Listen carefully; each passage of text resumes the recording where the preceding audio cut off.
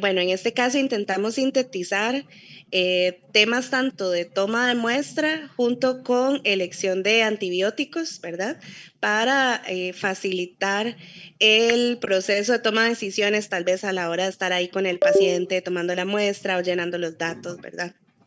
Em, Como dice ahí, en realidad todo empieza desde la toma de muestra e incluso puede empezar desde más antes, ¿verdad? A la hora de estar recabando la historia clínica y la anamnesis. ¿De qué vamos a abarcar, verdad? ¿Qué tipo de información necesitamos obtener junto con la muestra, verdad? Que le llamamos muestras con contexto o que trabajemos en unificar estas dos áreas, ¿verdad? Clínica más laboratorio, que están hechas para trabajar de la mano. Vamos a hablar aspectos generales de la toma de muestras y cuál es la mejor muestra que podemos tomar, aspectos generales de almacenamiento y traslado y criterios de rechazo. Ok, empezando por lo primero, que muchas veces es lo más básico y sin embargo no deja de ser importante. Aspectos como la especie, la edad, el sexo, la raza, muchas veces tienen mucho que ver en cómo se va a abordar la muestra, cuánto tiempo se va a dejar, qué diferenciales vamos a tener en mente, a qué agente les vamos a poner más atención, sobre todo también de dónde viene el animal, si viene, estaba en otro país, vive en un lugar muy húmedo, está qué sé yo, en una finca libre o vive en una casa, va a estar expuesto a cosas, van a estar expuestos a cosas totalmente distintas. Si hay tratamientos previos o enfermedades concomitantes, aunque no tengan que ver con una patología, digamos, a nivel infeccioso, qué sé yo, que están tomando una muestra de piel, pero es un paciente que tiene una endocrinopatía. Eso lo pone pues en mayor riesgo para ciertas cosas, entonces es información bastante importante para tener nosotros también en cuenta acá en el laboratorio. Sus diagnósticos diferenciales y aquí llegamos digamos, a la carnita, que es la descripción de la lesión. Cómo está distribuida, si afecta solo un área chiquitita o está por todo el cuerpo, qué órganos están involucrados, de dónde la tomamos, ¿verdad? Como les digo, eso va a depender mucho cuánto tiempo la vamos a dejar, en cuáles agares las vamos a cultivar, qué antibióticos vamos a darle predominancia, ¿verdad? O más importancia, y también qué agentes bacterianos o micológicos vamos a estar buscando. Si tiene análisis previos, si son de nosotros, ¿verdad? Con que nos pongan el número de caso, o si son externos, como hicieron creo que ayer, ¿verdad? Que nos mandaron la foto, perfecto también. Y también nos pueden mandar imágenes de apoyo con respecto a la lesión, ¿verdad? Porque a veces son difíciles de describir. De lesiones hay, ¿verdad? Todo un abanico de opciones y a veces, como por ponerles un ejemplo, nos ponen como herida y una herida puede ser algo pequeñito, chiquitito, puede ser incluso un golpe que ni siquiera haya ruptura de la piel, así como puede ser una mordedura súper crónica, infectada, ¿verdad? Entonces, a veces una imagen vale más que 1000 palabras, entonces pueden usar cualquiera de los chats del laboratorio para pasarnos imágenes y nos dicen esto corresponde al caso de tal perrito, de tal gatito, y de verdad para nosotros eso es de increíble ayuda. La siguiente parte es la selección de los antibióticos, ¿verdad? Que ustedes los pueden elegir. Consideren si hay terapias previas, si está con tratamiento en este momento y más bien quieren que probemos ese antibiótico, ¿verdad? Que están utilizando. O al revés, está con tratamiento, ya saben que ese antibiótico no les sirve, entonces de una vez nos ponen ese, por favor, no lo prueben para uno pues tomarlo en cuenta. Tomar en cuenta también tiempos de espera, más bien si queremos hacer el cultivo, idealmente se debería realizar un cultivo bacteriano cuando no esté en tratamiento con antibióticos, se dice dar por lo menos unos 5 días, incluso por mínimo 3 días. Sin embargo, sabemos que hay situaciones especiales donde el paciente no puede estar sin antibiótico o está clínicamente muy mal y no podemos estar esperando En ese caso no hay problema, nosotros nos podemos ajustar a la realidad y obviamente tenemos esta preocupación también de del bienestar clínico del paciente, que es el que todos tenemos, entonces nos pueden llamar para ver qué recomendaciones sean las mejores, ¿verdad? No piensen como, ay, no le voy a decir al laboratorio porque no me la van a aceptar. No, todas estas cosas nosotros las tomamos en cuenta. Y como les mencionaba, ¿verdad? Hay casos especiales donde sí ocupamos hacer un control de tratamiento durante la terapia, por ejemplo, cistitis crónicas, pacientes con anomalías anatomopatológicas que hacen que sean estén muy predispuestos a infecciones ascendentes, por ejemplo, en vejiga, otitis demasiado crónicas que sabemos que si la soltamos después es más difícil. Entonces, siempre eso lo podemos estar comunicando al laboratorio y no duden en llamar o escribir por el WhatsApp o cualquier otro método de comunicación, porque para eso estamos y como les digo, nos beneficiamos ambos y sobre todo el paciente, ¿verdad? Sí, correcto. Más bien de la diapositiva anterior, aprovecho para complementar ahí porque en efecto, digamos, si ustedes ya están utilizando algún antibiótico y no ven respuesta, básicamente hay dos caminos. Se pueden comunicar con nosotros para ver qué ustedes como clínicos es lo que desean, ¿verdad? Porque también si están usando un antibiótico y no hay respuesta, se podría probar igual en el antibiograma y vemos si realmente se trata de una resistencia o es que estamos teniendo falla terapéutica por algún otro factor, ¿verdad? Entonces eso es algo que también es muy enriquecedor de la comunicación entre ustedes y nosotros, ¿verdad? Para ver exactamente qué más información podemos sacar del antibiograma. Nada más quería aportar eso. Y si en algún momento, como dice Ángel, siempre siéntanse en la libertad de llamar para lo que necesiten, para lo que sean, ¿verdad? Muchas veces se puede llamar antes de tomar la muestra, ¿verdad? Si hay alguna duda, entonces mejor nos llaman y así tal vez se les pueda asesorar antes de tener que pasar, ¿verdad? Por el evento de tener que rechazar la muestra o algo así, que ustedes tengan que volver a llamar al propietario, traer al cliente, etcétera. Siempre pueden llamar antes, no hay problema, de verdad, no se preocupen por eso, puede ser desde cómo tomo un raspado de piel hasta ya algo mucho más complejo, ¿verdad? No importa, aquí estamos para asesorarles en lo que ocupen y podamos, ¿verdad? Y ahora sí.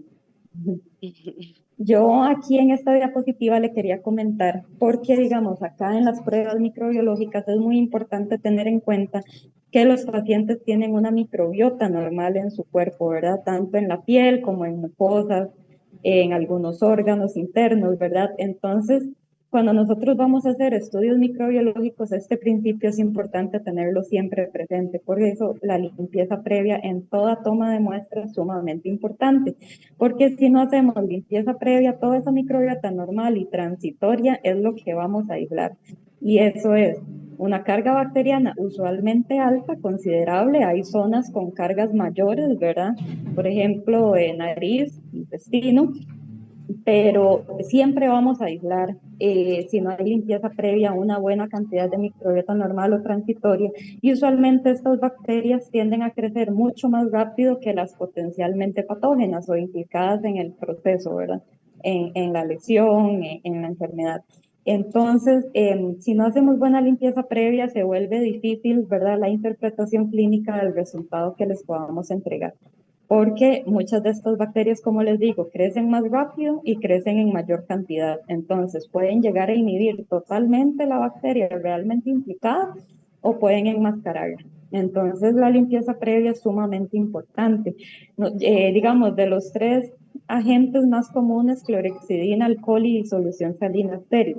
A modo muy general, para que ustedes lo tengan de base y de guía, si la muestra que yo voy a tomar entra en contacto con clorexidina, entonces no la puedo usar. ¿Por qué? Porque la clorexidina tiene efecto residual. Entonces eso sí nos puede llegar a interferir el resultado a nivel de cultivos, ¿verdad? Tanto bacteriológicos como micológicos. Entonces básicamente, digamos, solución salina estéril para los raspados de piel, muy bien. Y digamos, si donde yo voy a limpiar es directamente donde voy a tomar la muestra, en solución salina estéril sería la opción.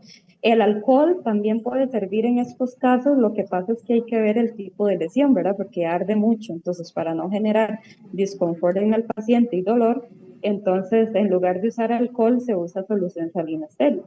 El alcohol puede ser, por ejemplo, en lesiones superficiales de piel, donde no haya ruptura de la piel, no haya úlcera, no haya nada y no vaya a arder, se puede colocar. Aquí lo importante es que sí tienen que dejarlo secar muy bien, ¿verdad? No pueden tomar la muestra con el alcohol ahí todavía, porque entonces ahí sí podría interferir. Y clorexidina, por ejemplo, ¿en qué casos? Bueno, si yo voy a punzar, por ejemplo, tengo un absceso, entonces yo rasuro la zona, pongo clorexidina, quito con solución salina y voy a punzar. Mi muestra no va a tocar directamente la clorexidina porque es el contenido interno de ese absceso, ¿verdad? Pero, por ejemplo, para un raspado de piel, ahí sí no lo puedo utilizar porque me va a generar este efecto digamos, este efecto residual. Entonces, a modo general, esos son como los criterios para que ustedes sepan, bueno, cómo limpio, ¿verdad? A modo muy general. Si hay dudas más específicas, de nuevo nos pueden llamar. Aprovecho para decirles, si tienen alguna consulta conforme vamos hablando, ¿verdad? Tal vez vamos a dar como mucha información muy rápido. Sí. Nos pueden escribir por WhatsApp, perdón, por el chat de aquí, de la presentación, o también pueden abrir el micrófono y nos hacen las consultas con toda la confianza para que lo hagamos bien participativo. Sí, sí, Perfecto, mejor nos gracias. van preguntando de una vez. Ajá. Ajá. Ok, entonces vamos a hablar ahora sí, ¿qué tipo de muestra podemos enviar? Esto es como un resumen ahí visual de todo lo que nos pueden enviar con respecto a las muestras para análisis microbiológico, pero las vamos a ir viendo cada una por aparte. Cuando nos preguntamos cuál será la mejor muestra que puedo tomar en este paciente, en realidad hay que devolvernos y preguntarnos a dónde está el problema, porque de eso va a depender cuál sería la mejor muestra y vamos a ir viéndolos como por zonas. De las más frecuentes, entonces, serían las muestras que se toman de piel. En piel vamos a buscar presencia de hongos filamentosos, levaduras, ácaros, vamos a buscar bacterias, ahí se puede buscar de todo. Acá nada más aprovecho para hacer como el paréntesis que hay una consideración que se toma a nivel clínico de cuándo es una dermatitis bacteriana, una pioderma, y cuándo es más bien un sobrecrecimiento de levaduras o un sobrecrecimiento bacteriano. Estos lo toman los colegas clínicos dedicados a dermatología porque tanto la malacesia como el estafilococcus son habitantes normales de la piel y a algunos colegas les gusta hacer la distinción, ¿verdad?, de cuando están frente a una infección verdadera o simplemente es un sobrecrecimiento. Eso es una apreciación totalmente clínica. Nosotros en el laboratorio pues vamos a reportar pues todo a cabalidad todo lo que veamos y ya a nivel clínico pues se tiene que empezar a hacer esa distinción.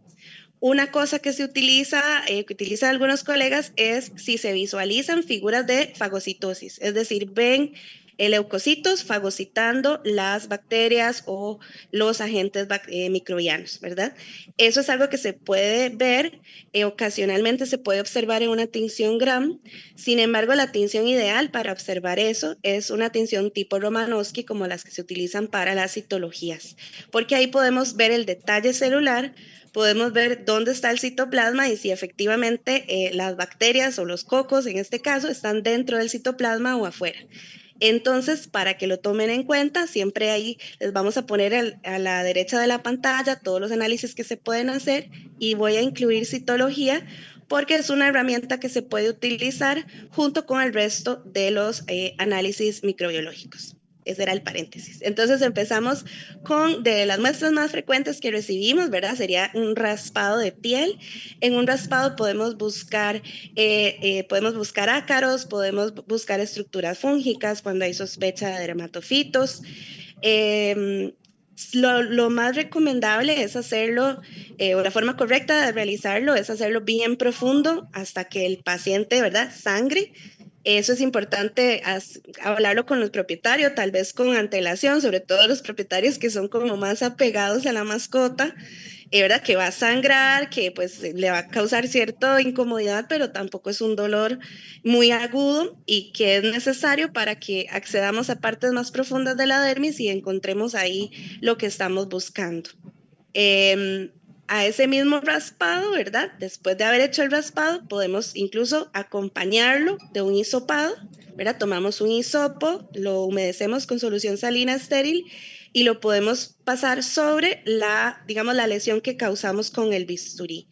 Esto, lo que buscamos es que todas las bacterias y todo lo que esté ahí se adhiera al algodón del hisopo. Si no lo humedecemos, el problema es que se puede secar y es más difícil pues poder aislar los microorganismos de esa muestra. Para raspados e hisopados lo que vamos a buscar, lo que los vamos a elegir es para lesiones superficiales, ¿verdad? Llámese pústula, pápula, mácula, collarete. Todas esas lesiones superficiales vamos a poder acceder a ellas fácilmente a través de un raspado o de un hisopado. Los hisopados también nos van a servir para cavidades, si tenemos úlceras, incluso cuando hay lesiones que tienen mucha costra o hay un granito, podemos levantar esa costra y pasar el hisopo justo por debajo, que es donde estaría lo que estamos buscando. La recomendación siempre para nosotros es que manden tanto el raspado como el hisopado. En el raspado aprovechamos, buscamos los ácaros, buscamos dermatofitos y con el hisopado terminamos de completar el resto de los análisis. Porque si solo nos mandan el hisopo, el problema es que por lo general no podríamos hacer el raspado o el directo con KOH. ¿Verdad? Entonces, para una muestra de piel, de las que son más frecuentes, superficiales, podemos enviar ambos, no hay ningún problema, no se cobran por aparte. Y tomar en cuenta eso, que si solo mandamos el hisopo y hay muy poca cantidad de costra por ser un hisopado, pues vamos a perdernos esta parte. De igual forma, podemos enviar cuando ya estamos hablando de lesiones tal vez un poco más profundas y queremos que no quedarnos cortos, entonces ahí accederíamos a las biopsias de piel.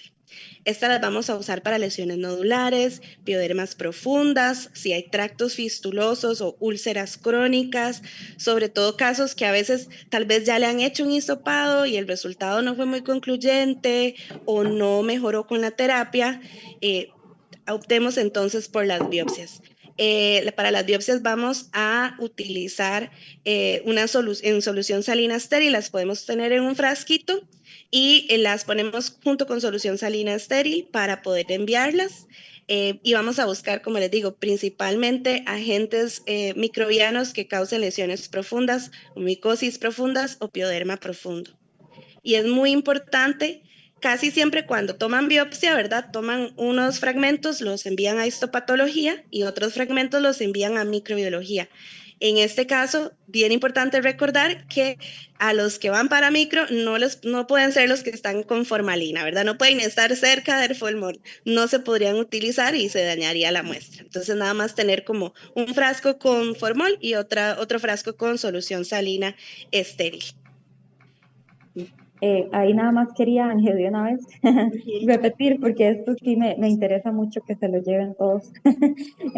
Digamos, en general, si la piel está intacta, el hisopado no nos ayuda mucho, ¿verdad? Entonces, ahí lo que pasa es que vamos a agarrar solo algunas células epiteliales, entonces sí nos quedaríamos muy superficiales. Por eso acá, cuando les ponemos que si bien son lesiones superficiales, sí, digamos, la piel no puede estar intacta porque si no, no agarramos bien la muestra, ¿verdad? Entonces ahí por eso es que mencionamos las úlceras, tractos fistulosos, ¿verdad? Ya hay ruptura de las primeras capas de la piel, entonces ahí es donde el hisopado toma valor, ¿verdad? O sea, sí se puede utilizar. Y con las pústulas nos referimos porque como ellas son tan frágiles, ¿verdad? Y muy fácilmente se rompen, entonces es para tomar el contenido. Cuando son pústulas, como es tan poquito contenido, vale la pena humedecer antes el hisopo con salinas, ¿verdad? Para que no se vaya a absorber toda la muestra y entonces ya la perdemos. Pero de ahí en fuera, si la piel está intacta, siempre la mejor muestra va a ser el raspado, ¿verdad? A excepciones de que ya sean casos como los que hablamos, que ya merite más que todo biopsia, ¿verdad? Este, a ver, digamos, en hisopado hemos aislado buenos agentes, pero sí, en general en piel intacta quedan muy limitados y el cultivo micológico también queda bastante limitado. Entonces, bueno, era nada más para repetir un poquito eso porque es como Ujú. bastante importante porque al final los problemas de piel son muy, se llegan mucho a la consulta. Claro. Perdón, vale la pena ahí también arrancar pelos y enviarlos, ¿verdad? Sí, He correcto. escuchado inclusive que hasta si uno como que presiona o pellizca la piel y luego arranca el pelo, eso también sirve muy bien para Demodex y ese tipo de ácaros. Sí, digamos, para Demodex y ácaros sí recomiendan mucho el masajeo previo, ¿verdad? Y ya luego tomas el raspado profundo y Ok. el raspado profundo como lo ven ahí en la imagen, es bueno que manden las Creo que ahí se traba un poquito. Sí, no sé, pensé que era solo a mí, solo yo. Nati, se le está como perdiendo el audio. Mm, creo que no. en la hoja de bisturí. No,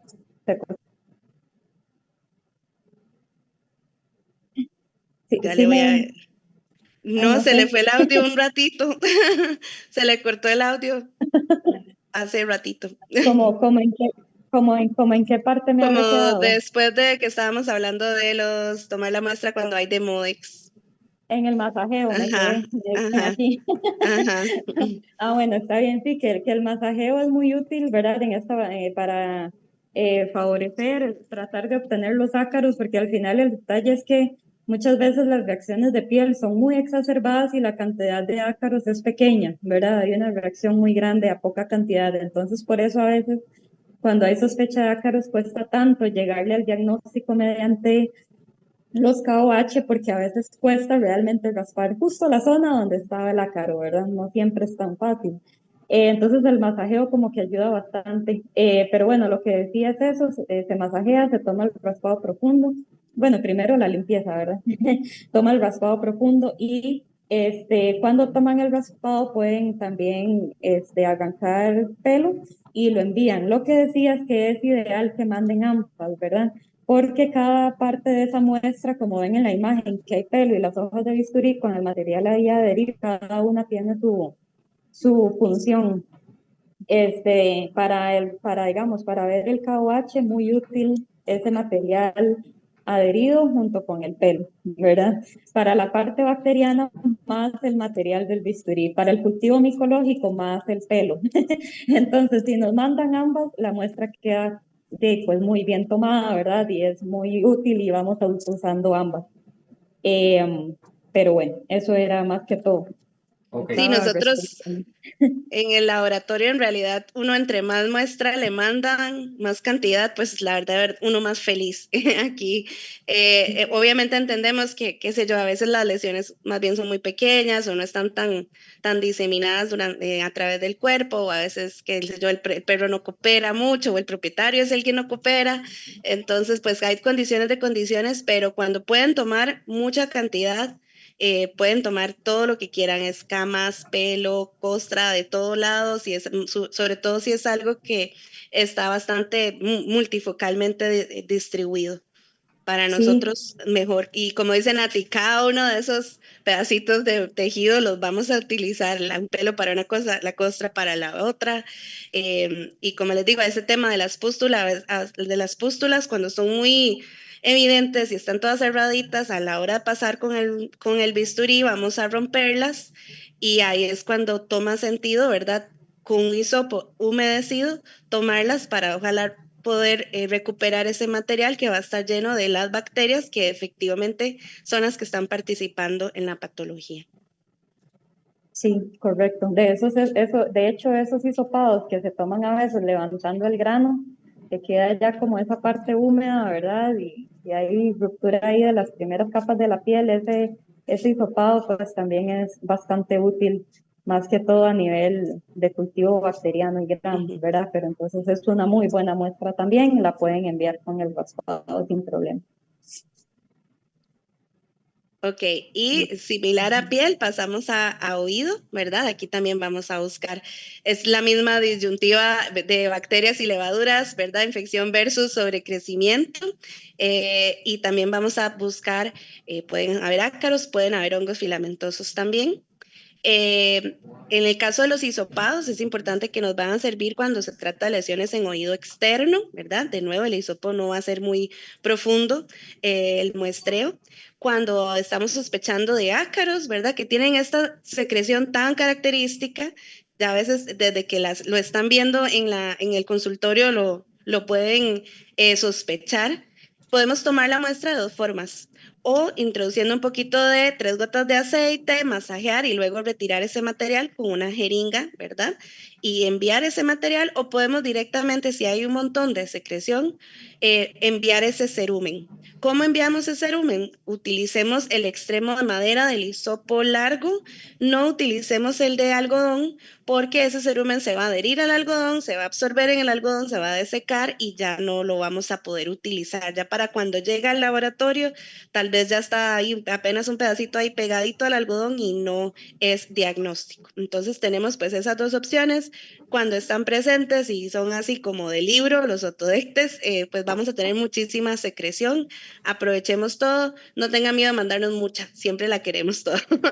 Y eso es con respecto a hisopados.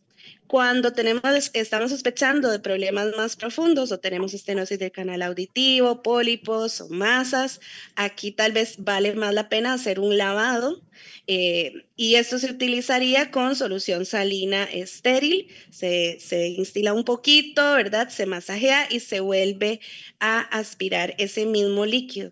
Y ahí es donde evaluamos si ese primer lavado lo enviamos o si mejor lo descartamos y tomamos otro segundo o un tercer lavado. Pueden enviarnos el primero, el segundo o el tercero. Nosotros podemos cultivar 2 lavados sin ningún, digamos, costo adicional para ver, ¿verdad? Cuál, al final, cuál, a la hora del crecimiento, cuál fue el más favorable. Independientemente de la muestra que estemos tomando en oído, así como en todas las demás, hay que tomar en cuenta la limpieza previa, ¿verdad? Y acá, sobre todo en casos de otitis crónicas, que van a estar con demasiada secreción, con tal vez demasiado tejido de granulación ahí pegado, es bien importante que lo limpiemos antes, sin miedo, ¿verdad? De llevarnos, porque más bien queremos barrer con todo lo que esté ahí de forma transitoria, de forma que estén ahí contaminando y tomemos lo que de verdad esté causando el problema. También para oído nos podemos apoyar de la endoscopía, ¿verdad? Para tomar muestras más dirigidas, sobre todo en los casos donde hay sospecha de cuerpos extraños o de masas y también nos permite evaluar la integridad del tímpano, que es bien importante porque ahora lo vamos a ver, va a tener que ver con la elección de la terapia antibiótica. Haciendo ya, tomando la muestra mediante endoscopía, se pueden tomar muestras también desde lavado, cepillado o incluso biopsias. Ya eso caería en el criterio del veterinario que esté haciendo la endoscopía, ¿verdad? Si vale la pena hacer la biopsia, pero muchas veces más bien se utiliza como ayuda para poder tener una imagen más clara de lo que está sucediendo adentro del oído. Ujú. Ahí nada más aprovecho para decir dos cositas. Importante que si van a instilar aceite, porfa, primero, o sea, la limpieza previa del oído idealmente es con salina estéril temperada. Hacen esa limpieza, ¿verdad? ¿Por qué salina? Porque yo sé que están estas soluciones limpiadoras, ¿verdad? Pero en los vehículos o en la composición ellos pueden tener aceites y otro tipo de componentes que sí nos pueden interferir con los cultivos bacterianos y micológicos. Entonces la limpieza previa, porfa, con solución salina. Y si van a utilizar aceite para obtener material para, digamos, el KOH y ver si hay ácaros, porfa, bueno, lo indican, eso es importante, ¿verdad? Porque se generan artefactos, o sea, las muestras que vienen con aceite se manejan un poco diferente. Entonces, porfa, siempre sea piel o sea oído, si utilizaron aceite, porfa, lo rotulan y nos indican para poder procesar bien esa muestra y evitar la generación de artefactos. Y considerar que cuando se usa aceite ya esa muestra no sirve para cultivos. Entonces, si es eso, primero limpian con salina, luego toman la muestra para cultivos y luego ya pueden poner el aceite y tomar el material, ¿verdad? Solo por aquello. Y lo otro, digamos, cuando evaluamos y eliminamos el primer lavado, es dependiendo de cómo estuvo y qué tan profunda y virable fue esa limpieza previa con salina, ¿verdad? Y otra cosa, nosotros podemos dividir la placa en dos, no más de dos zonas. Entonces, si ustedes quieren que se cultive ambos oídos, pues sí podríamos utilizar solo un lavado de cada uno, ¿verdad? Si es solo un oído el que quieren muestrear, pues ahí sí podemos procesar dos lavados, pero solo quería que supieran eso, porque sí, si son los dos oídos, que en teoría es lo ideal, ¿verdad? Siempre, pues solo podríamos procesar un lavado de cada uno. Eso es. También, sí, también hay que agregar que a veces, o incluso en piel, cuando también están buscando ácaros en piel, lo que hacen es que nos envían un tubito que dice aceite y ese es el que vamos a utilizar para el directo. Y en otro tubito nos ponen la solución salina o no le ponen nada y ese es el que utilizaríamos para el cultivo micológico, para el cultivo bacteriano. Con que vengan identificados, igual se pueden hacer las mismas pruebas, ¿verdad? Nada más que si vienen aceite, el directo lo haríamos con aceite y igual se podría hacer igual, completar con los cultivos y la tinción Gram y todo lo demás. Nada más que venga identificado, como dice Nati. Pregunta. Ujú. ¿Los tubitos rojos que tienen factor procoagulante Z pueden afectar de alguna manera el crecimiento bacteriano o micológico? En teoría, digamos, si son nada más, sí, como retractor de coágulo, no. Ok, Lo que sí afecta es el gel separador de coágulo, ese sí. Esos que sí ya traen como ese gel, esos sí afectan, esos porfa no los usen. Además, el material se queda ahí pegado y se pierde ujú. gran parte, no lo podemos usar. Sí, tapa roja, Pero si tapa son blanca. los, ajá, exactamente, exactamente. Listo. Y lo mismo aplica, ¿verdad, Nati? Para los hisopos que vienen con medio de transporte, a veces en el mismo hisopo quieren que montemos el directo porque están sospechando de ácaros, pero pasa eso, que la costra se queda dentro del el El, material de transporte. Entonces es más difícil como recuperarla. Entonces, igual en estos casos, con un hisopo de madera normal, lo pueden enviar en un frasquito de tapa roja, pero sin ningún tipo de gel o de material de este tipo. Sí, correcto. Otra anotación ahí, aprovechando que salió este tema, si van a hacer solo gram, yo les recomiendo, y esto ya es algo por experiencia, o sea, no les tengo literatura, pero si es solo gram, les recomiendo que sea un hisopo sin medio de transporte, porque vieran que sí hemos notado que cuando se hace el gram, ese gel, pues al final siempre genera un artefacto y muchas veces no queda muy representativo, ¿verdad? Y entonces, es más que todo para los cultivos, que es muy útil, ¿verdad? Entonces, si es solo gram, es mejor de fijo un hisopo sin medio de transporte para que haya, o sea, para que podamos dar tal vez un resultado un poco más revelador. Muchas veces detrás de que es solo gram, solo vemos células epiteliales y gel, gel teñido ahí.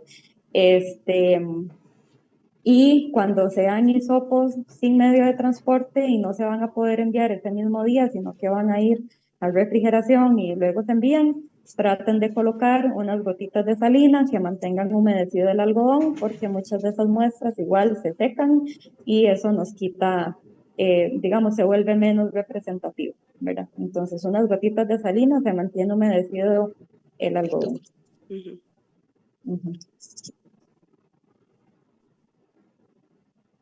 Vamos a ver. Ok, entonces rápidamente vamos a ir viendo ciertas consideraciones terapéuticas. Esto que yo les dejo acá es como una guía, ¿verdad? Es una posible selección de antibióticos para un primer antibiograma, pensando que, digamos, si ustedes escogen, pues no se sabe qué agentes van a salir, ¿verdad? Evidentemente nosotros que sí tenemos el cultivo, de ahí es donde viene que hacemos cambios a veces, ¿verdad? ya sea porque salió una bacteria a la que los antibióticos seleccionados no son funcionales, o porque consideramos que por farmacocinética no hay buena llegada al sitio, ¿verdad? Etcétera. Nosotros tratamos de hacer esos cambios en beneficio de lo que puedan utilizar clínicamente. A nivel de piel, hay que, por favor, si nos pueden, nos ayuda muchísimo, si nos pueden indicar si las lesiones son generalizadas, localizadas, focales, multifocales, ¿verdad? Porque eso nos ayuda a ver qué selección de antibióticos hacemos. ¿Por qué? Porque si son localizadas, pues podemos hacer uso mucho de los antibióticos tópicos, ¿verdad? Que al final es mejor, pero si ya es muy generalizado, pues entonces hacemos más uso de los sistémicos. En caso de que no nos indiquen, pues tratamos de hacer un balance ahí, ¿verdad? O un mix, algunos tópicos, otros sistémicos, y que ahí quede más o menos diverso. Aquí en piel considerar que lo más abundante o lo más frecuentemente asociado a problemas de piel van a ser las bacterias gram positivas, los focos gram positivos, principalmente Staphylococcus. Entonces, bueno, en base a eso fue que yo les puse esta guía de potencial selección. Considerar también que para los Staphylococcus nosotros ocupamos probar si es resistente a la meticilina o no, ¿verdad? Entonces, si ustedes escogen 6 antibióticos, vamos a tener que quitar uno para probar si es meticilina resistente o no. Eso es sumamente importante. No podemos mandar a un estafilococcus sin haber hecho esa prueba, ¿verdad? Porque básicamente si hay resistencia a la meticilina, perdemos prácticamente todos los beta-lactámicos. Entonces es muy importante esa prueba porque, bueno, ahí yo puse el ácido fucídico, es tópico, es solo para bacterias gram positivas, igual que la clindamicina. Por eso la clindamicina es tópica en crema y oral también. Entonces, por eso están como arriba en la selección, ¿verdad? O sea, son muy útiles si es un problema solo por estafilococos, porque al ser, digamos, funcionales solo contra bacterias gram positivas, el impacto a nivel del resto de la microbiota es menor. Eh, Luego, hablando de oído externo, considerar que a oído externo la terapia ideal siempre va a ser tópica, ¿verdad? Porque el oído externo tiene baja vascularización y por ende los antibióticos sistémicos van a llegar en baja concentración. Entonces les va a costar mucho con terapias sistémicas resolver bien. Entonces terapia tópica siempre es lo ideal. De nuevo ahí les puse una posible selección con productos que hay a nivel nacional que sean tópicos y para oído. Como ya les había mencionado, la limpieza previa muy importante, porque si no, en esos cultivos de oído crece de todo y no todo va a estar implicado. Y ahí puse en asterisco el clorfenicol porque en casos de pseudomonas no se recomienda para nada el uso de antibióticos de depósito o de larga acción. En caso de oído, bueno, usualmente clorfenicol no, digamos, a nivel de pseudomonas es resistente, usualmente, casi siempre es resistente, además es de depósito. Uno coloca el producto y ese oído no se limpia en muchos días, ¿verdad? Entonces, el pseudomonas genera mucho biofilm. Entonces, si ustedes escogen fluotenicol y sale una pseudomonas y la quitamos, es por eso, de verdad no se debería utilizar. Y si ya lo están utilizando, considerar cambiar a otra molécula. Ese es el que viene en el Osurnia, ¿es? Y los urne. Ok. Correcto, sí, en el Osurnia. Y Listo. Nati, no sé si un poco sobre consideraciones cuando hay ruptura de tímpano. Ah, sí, sí, sí, gracias por recordarme. Ujú. Cuando hay ruptura de tímpano hay que considerar que los productos tópicos van a ser ototóxicos, ¿verdad? Siempre que hay ruptura de tímpano hay ototoxicidad. Ahora, ¿cuáles son los menos ototóxicos? Es lo que hay que saber para ver cuál utilizamos y si usamos tópico junto con sistémico, ¿verdad? Dependiendo de hasta dónde ha llegado la infección, ¿verdad? Porque ya para oído medio e interno tiene que ser sistémico. Pero bueno, entonces, las menos ototóxicas a nivel tópico cuando hay ruptura de tímpano van a ser las fluoroquinolonas, ¿verdad? Entonces aquí vamos a tener ofloxacina, ciprofloxacina, enrofloxacina, esos son los menos ototóxicos, ¿verdad? Definitivamente no se puede utilizar, totalmente descartado, los aminoglicósidos, porque ya con ruptura de tímpano son extremadamente ototóxicos y ahí estamos hablando de gentamicina, neomicina, tobramicina, que a veces se puede usar las gotas de ojo en oído, ¿verdad? Eso sí, en casos de ruptura de tímpano, definitivamente no utilizar. Y bueno, a hacer la anotación, hay ciertos productos que vienen no solamente con antibióticos, sino que vienen con antimicótico y otro montón de cosas, como por ejemplo el Otiflex C. El Otiflex C sí tiene una fluoroquinolona, pero también tiene, creo que ketoconazol, una cuestión así. ¿Aló? Te dejé de escuchar. Ah, bueno, perdón. No, Que hay ciertos productos que vienen mixtos, como por ejemplo el Otiflex C, sí, que es, por ejemplo, el Otiflex C, según lo que veo por acá, y, bueno, además de la fluoroquinolona ciprofloxacino. tiene, creo que ketoconazol y algún antiinflamatorio, entonces esos también son ototóxicos, ¿cierto? Pues sí, es que es lo que te decía, ¿verdad? Al final, ya por haber ruptura de tímpano, los productos se vuelven ototóxicos, pero en esos casos igual hay que utilizar algo, ¿verdad? Entonces, los que traen fluoroquinolonas van a ser como los menos ototóxicos, digamos, porque es que no lo sean, pero van a Ah, ser ok, menos agresivos. Ajá, los que traigan aminoglicósidos, eso sí, definitivamente no. Y es cierto lo que decís, de hecho, la gran mayoría de productos ópticos es una mezcla de todo, ¿verdad? Trae el desinflamatorio, el antimicótico y el antibiótico. Y si pueden, hasta dos antibióticos, así. Entonces, sí, es muy difícil, ¿verdad? Escoger solo algo que sea antibiótico, pero principalmente ese criterio, fluoroquinolonas en caso de ruptura. Y soluciones acidificantes en caso de rupturas no se recomienda tampoco. O sea, estos limpiadores acidificantes y solución PIN que vende la una, etcétera, esos no. En caso de ruptura de tímpano, no. perfecto. Ok, luego avanzamos dentro de la piel, ¿verdad? Con casos de abscesos o heridas. Ahí de igual forma vamos a buscar bacterias, levaduras, hongos filamentosos o causas de micosis profundas también. Eh, para los abscesos podríamos utilizar aspirados, como explicó ahorita Nati brevemente, ¿verdad? Sería como la muestra ideal, pero también podemos hacer un lavado cuando más bien el absceso está como muy consolidado o el material muy compactado, muy duro. Entonces, para favorecer ese aspirado necesitamos pues poner un poquitito de solución salina para suavizar y poderlo aspirar correctamente. Entonces, lavados para abscesos cuando están muy compactados o también cuando hay tractos fistulosos. ¿Por qué? Porque con un hisopo puede ser que en el tracto fistuloso nos quedemos cortos, ¿verdad? Llegue muy superficial, por la anatomía que tenga, ya el hisopo no va a llegar tan profundo, entonces es mucho mejor hacer un lavado. También, al igual, esas son lesiones que son profundas, entonces las biopsias siguen siendo también una muestra muy efectiva o la muestra ideal, por lo mismo, porque va a llegar a capas más profundas de la piel.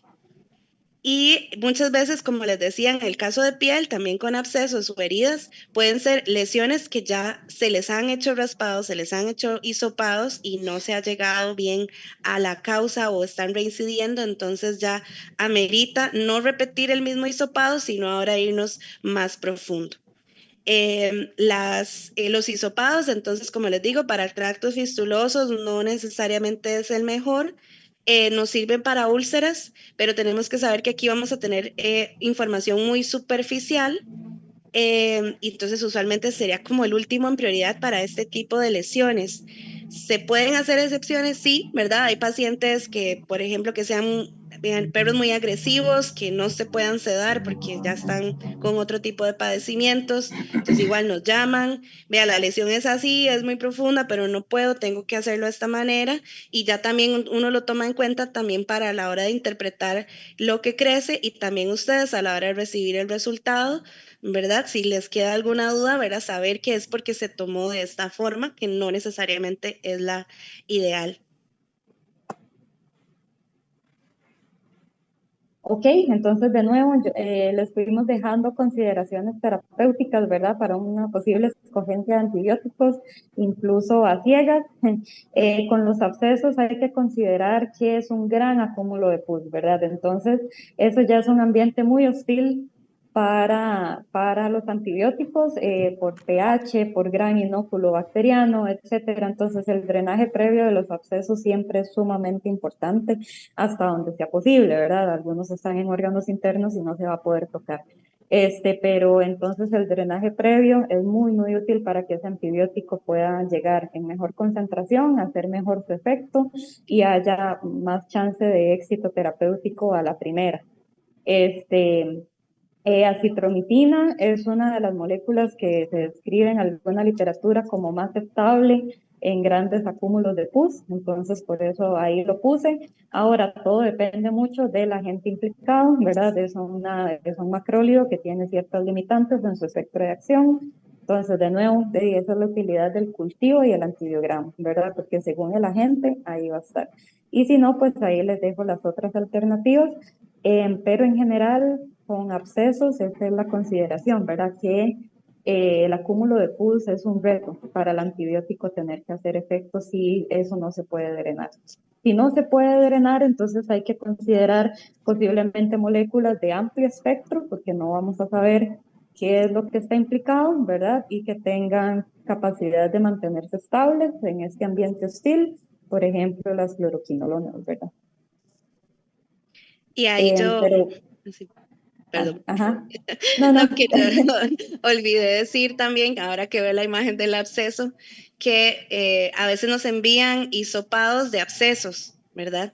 No es que no se pueda cultivar, se puede cultivar. El problema es que de nuevo el hisopado no va a llegar, tal vez no va a abarcar el volumen completo, ¿verdad? Del absceso o del tamaño completo del absceso. Entonces, si metemos el hisopo, probablemente no vamos a llegar tan profundo y vamos a obtener una muestra que no necesariamente va a ser tan representativa de lo que está pasando en la lesión. Entonces, también hisopados para abscesos y tractos fistulosos, tengámoslo claro que no va a ser suficiente o no va a llegar a tanta profundidad como lo necesitamos. Uh-huh. Sí, es una posibilidad. Si tienen el contenido del absceso, es mucho más representativo que si meten el hisopo en el contenido. Entonces, si pueden enviar el contenido directo, bien. De nuevo, yo nada más quisiera, ¿verdad? O sea, no es que del todo no hemos podido diagnosticar nada con hisopo, algunos han dado resultados muy buenos, pero muchos quedan con mucha limitante y muchos se contaminan muy fácilmente, ¿verdad? Bueno, no, lo último que iba a decir es que de igual manera, con abscesos que quedan cerrados, pues siempre es un reto, ¿verdad? Igual las fluoroquinolonas, si bien lo pueden lograr, muchas veces también quedan limitadas por el tipo de la fase de crecimiento en el que se encuentran las bacterias, que, y como son tantas, a veces ya no, digamos, no se están replicando y se vuelve un reto para las fluoroquinolonas, para los betalactámicos, etcétera. Siempre va a ser un reto, ¿verdad? Ahí hay que guiarse mucho, como les digo, tratar de escoger de amplio espectro porque vamos a ciegas. Según la respuesta del paciente, habría que ver si hay que combinar antibióticos, etcétera. Ya. Perdón, no sé si lo dijeron ya, pero el PUS, eso es lo que hay que mandar, ¿verdad? El Correcto. contenido. En caso de absceso, El Sí, contenido. ¿de qué manera podemos lograr, digamos, hay que mezclar con solución salina, se pone nada más en un tubo vacío, con nada? ajá, ahí depende. Depende de cómo esté ese absceso. Lo ideal, como, ¿verdad? Es rasurar la zona donde está el absceso, hacer la limpieza, ahí sí lo puedes hacer con clorexidina y vas a pulsar ese absceso y vas a extraer el Sí. contenido. Si el ¿Qué? absceso está como muy solidificado, está difícil de... Sí me escucho, porque otra vez me está Ah, Sí, bueno. tirando aquí que el yo sí internet la es escucho. inestable. Ok. Ok, ¿A las dos ok. qué? Si está muy Ah, bueno. compactado y está Ángela. difícil de extraer, Esta ahí es Ángela. donde se puede poner, o Sí. sea, mete solución salina y extrae. Eso ayuda como a diluir un poquito, pero digamos, ese es el único caso, si no, el contenido directo, ¿verdad? Y ojalá que sí sea por punción para evitar contaminación con microbiota normal de la piel y el pelo. Perfecto, Irijillo, gracias. Bueno, y antes de cerrar como esta cápsula de piel y heridas de piel, quisiera comentarles rápidamente otras tomas de muestra que tal vez a veces se quedan por afuera, en verdad, y en qué casos sí, en qué casos no. En qué casos no. Aquí tenemos entonces improntas o cintas de acetato. Para este tipo de muestras tenemos que saber que nos van a decir lo que ocurre en la superficie de la piel, pero va a ser muy superficial, ¿verdad? Me va a servir para diagnosticar presencia de bacterias, levaduras, incluso ácaros en el caso de las cintas de acetato, pero también tienen una función, ¿verdad? Para que nos sirve para evaluar la celularidad, ¿verdad? Entonces nos sirve mucho para citologías, ya sea si estamos sospechando de masas como por ejemplo mastocitoma o más bien patologías como pénfigo, pero también cuando hay un proceso infeccioso, pues me va a ayudar hacer la citología, me ayuda a caracterizar esa reacción inflamatoria, ¿verdad? Depende de las células que predominen, si es aguda, si es crónica, si es más granulomatosa, pienso más en un hongo. Ese tipo de cosas se pueden hacer a partir de estas muestras. Pero tenemos que tener claro que aparte de lo favorable que tienen, que es que son súper fáciles de tomar, tienen limitaciones y es que va a ser una muestra muy superficial, que muchas veces incluso van a tener muy poca celularidad. Entonces, si las tomamos, no hay problema, las pueden enviar, nosotros las vamos a usar, pero es recomendable acompañarlas de otros métodos. Por ejemplo, yo mando una cinta de acetato, pero también les mando un raspado y nosotros pues tenemos uno, el otro lo cultivamos, y aquí usamos todo, pero siempre acompañémosla de otros métodos que llegue a niveles tal vez más profundos de la piel. Y también que al ser tan superficial, si tomamos una impronta nada más de una lesión muy exudativa, pues se va a contaminar probablemente con microbiota normal o transitoria, que probablemente más bien nos pueda desviar el diagnóstico correcto. Entonces, tomando en cuenta esas limitantes, se podría utilizar. Una de las utilidades que tiene la impronta, por ejemplo, es cuando ya se está tomando una biopsia de un tejido y esa biopsia se va a mandar a histopatología, podemos tomar una impronta de ese tejido que se tomó quirúrgicamente, ¿verdad?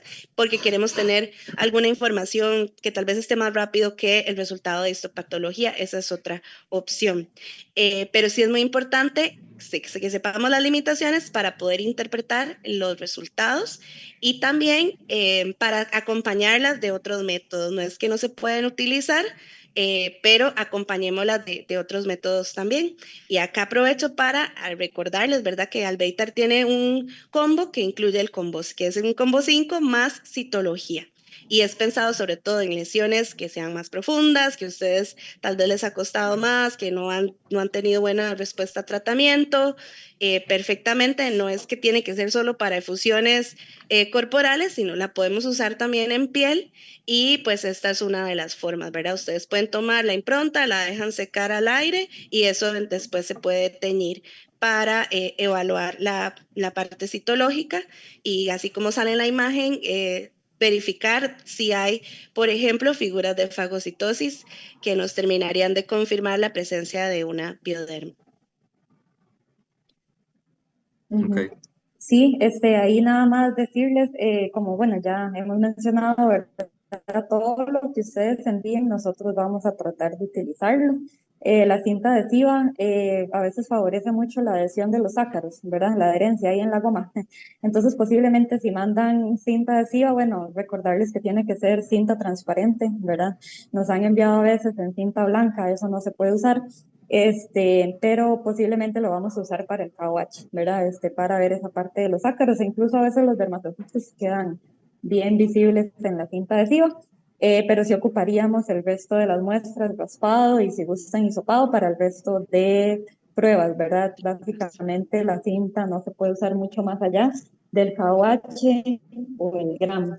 Y aprovechando la imagen de la uñita, aquí que la veo, les quería nada más pasar un tip. A veces cuando son esas patitas sospechosas de alergia, ¿verdad? Y que tiende a haber sobrecrecimiento de malacesia, ustedes pueden agarrar el dedito, levantan el saco de la uña, ¿verdad? O sea, retraen esa piel y exponen ese saco de la uña y ahí pueden meter un palillo de dientes.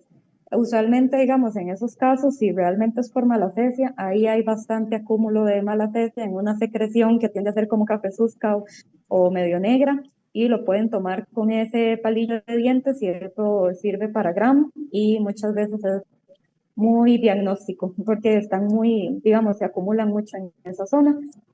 Entonces sale muy bien, porque a veces los hisopados interdigitales e incluso los mismos raspados pues no son muy reveladores en muchos de esos casos.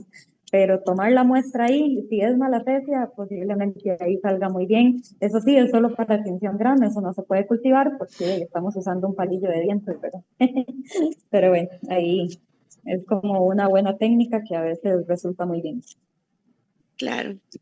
Y otra recomendación también cuando tienen lesiones con mucha costra, que cuando hablamos de piel dijimos que se podía levantar esa costra y tomar el hisopado de esa costra y con eso se puede hacer la tinción Gram. Al igual que eso, también podemos levantar la costra y la piel que va a estar húmeda, que va a ser más profunda. Ahí le podemos poner el porta objetos, ¿verdad? Para hacer una impronta de esa muestra, de ese tejido que estaba debajo de la costra. Ahí también vamos a poder ver toda la reacción inflamatoria, las bacterias o incluso enfermedades como el pénfigo, que a veces se parece un poco a las piodermas. Si le enviamos citología, pues ahí se puede caracterizar bien la parte celular también. Entonces, para que lo tomen en cuenta cuando estén frente a pacientes con esta clínica. Yo creo que con eso terminamos piel.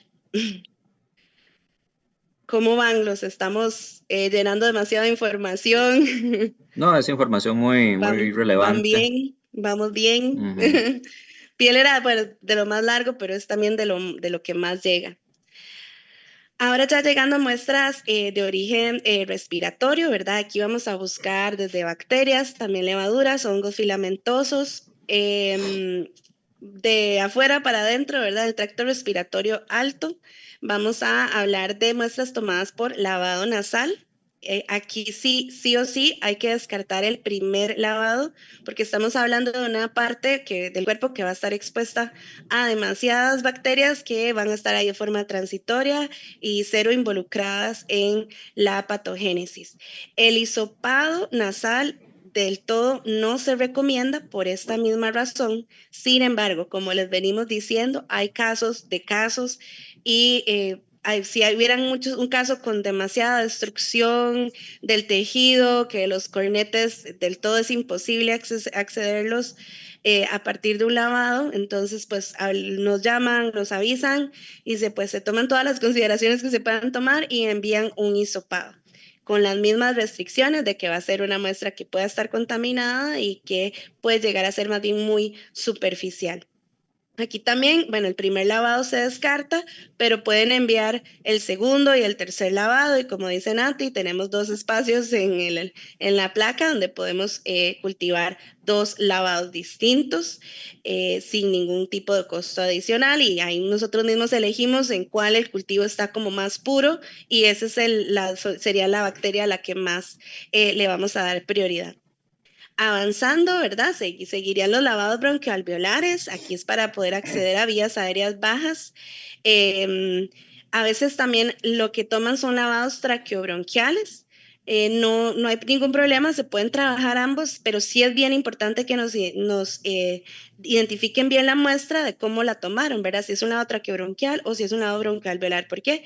Porque en el lavado traqueobronquial vamos a tener aún más, porque aún es vías aéreas un poquito más arriba, vamos a tener presencia de microbiota transitoria, que tenemos como que decidir a la hora de ver el crecimiento si vale la pena, ¿verdad? Si podría estar implicada en un proceso respiratorio o si más bien estaba contaminando la. Para todas estas cosas podemos apoyarnos en la endoscopía, ¿verdad? Para poder tomar muestras de nuevo más guiadas, donde estemos viendo cómo se encuentra el tejido. En el caso de rinoscopía, sobre todo porque ya estaríamos considerando otras micosis, como por ejemplo criptococosis, que tal vez sí vale más la pena estar viendo el tejido y las alteraciones que puede tener. Ahí se pueden tomar lavados, se pueden tomar cepillados o biopsias. Y también, pues, para poder realizar el lavado bronquial alveolar, ¿verdad? Utilizamos la broncoscopía y ahí también el mismo clínico tomará la decisión si vale la pena más bien tomar una biopsia, aunque son muestras todavía menos frecuentes. Igual, para este tipo de muestras, siempre que sí o sí es bien recomendable que utilicen el combo de combo 5 con citología. Es muestras de difícil obtención, el animal probablemente en la mayoría de ellas se tuvo que haber sedado, entonces aprovechemos esa muestra y podemos enviar pues cultivar todo lo que se pueda y enviar todo lo que podamos. Sobre todo porque aquí vamos a pensar en presencia, como les digo, de otro tipo de agentes micro escapar del diagnóstico solo porque solo les enviamos cultivo bacteriano. Y aquí en este tipo de muestras no es necesario que nos manden la citología ya el extendido como tal, sino que nosotros lo realizamos acá haciendo un centrifugado para concentrar bien la celularidad y poder observarla. Entonces aquí casi que sí o sí la recomendación sería que envíen combo 5 más citología.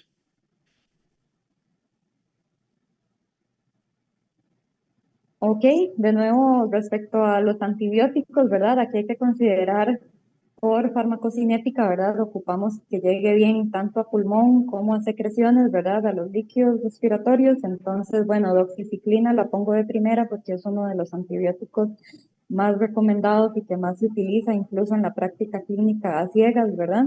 Entonces, de fijo probarla. Las fluoroquinolonas tienen muy buena distribución también. Aquí puse acitromicina con un asterisco porque hay literatura que en general considera que acitromicina no es funcional contra bacterias gram negativas, pero también hay artículos que han demostrado buena efectividad contra bordetela incluso en algunos contra pseudomonas también. Este de las pseudomonas es más que todo estudios en humanos con fibrosis quística que se ha hecho, pero se está, digamos, algunos autores a nivel veterinario sí lo describen como una opción que tiene potencial, ¿verdad? Para empezar a utilizarse. Entonces es nada más ahí con sus consideraciones se podría dejar como de última opción, ¿verdad? Pero eventualmente si hay mucha resistencia, el paciente está mal, pues se podría probar, ¿verdad? A ver cómo va, siempre guiado por resultado de antibiograma, ¿verdad? Si el antibiograma dice que a nivel in vitro parece estar sensible, pues se puede probar a ver cuál es la respuesta clínica. Pero usualmente doxiciclina es el de más uso. Incluso algunos describen el empezar a utilizar acitromicina como algo prometedor en refugios también. Entonces, bueno, ahí va como en proceso de estudio, pero por lo menos ha mostrado que tiene efectividad contra algunas bacterias, principalmente Bordetella, ¿verdad? Que es de las más comunes.